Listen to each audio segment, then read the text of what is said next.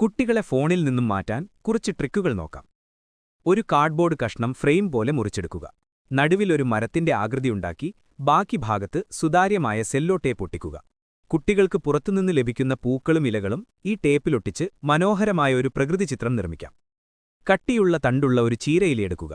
അതിന്റെ തണ്ടിന്റെ അറ്റം മുറിച്ച ശേഷം ഇലയിൽ ചെറിയ വരകളിടുക. തണ്ടിലൂടെ ഊതിയാൽ ഇലയുടെ ഉപരിതലത്തിലൂടെ ധാരാളം കുമിളകൾ വരുന്നത് കാണാം. ഉണങ്ങിയ ചെറിയ മരച്ചില്ലകൾ ഉപയോഗിച്ച് ഒരു ചെറിയ ഊഞ്ഞാൽ നിർമ്മിക്കാം. കമ്പുകൾ ത്രികോണാകൃതിയിൽ ഒട്ടിച്ചുവെച്ച് അതിൽ ചരടുപയോഗിച്ച് പലക കെട്ടിത്തൂക്കാം. കുട്ടികൾക്ക് അവരുടെ ചെറിയ കളിപ്പാട്ടങ്ങൾ ഇതിലിരുത്തി കളിക്കാം. ഒരു ബലൂണിൽ വെള്ളം നിറച്ച് കെട്ടുക. അതിൽ മീനിന്റെ കണ്ണൊട്ടിച്ച ശേഷം ഒരു ചെറിയ ഭാഗത്ത് സുതാര്യമായ ടേപ്പ് ഒട്ടിക്കുക.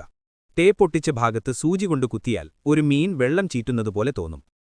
2 ചെറിയ പ്ലാസ്റ്റിക് കപ്പുകൾ എടുക്കുക. ഒന്നിന്റെ അടിയിൽ ചെറിയ ദ്വാരമിട്ട് രണ്ടും കൂടി ചേർത്തൊട്ടിക്കുക. ഉള്ളിൽ കുറച്ച് മണൽ നിറച്ചാൽ ലളിതമായ ഒരു സാൻഡ് ടൈമർ തയ്യാർ. ഇത് കുട്ടികൾക്ക് പഠനസമയത്ത് ഉപയോഗിക്കാം.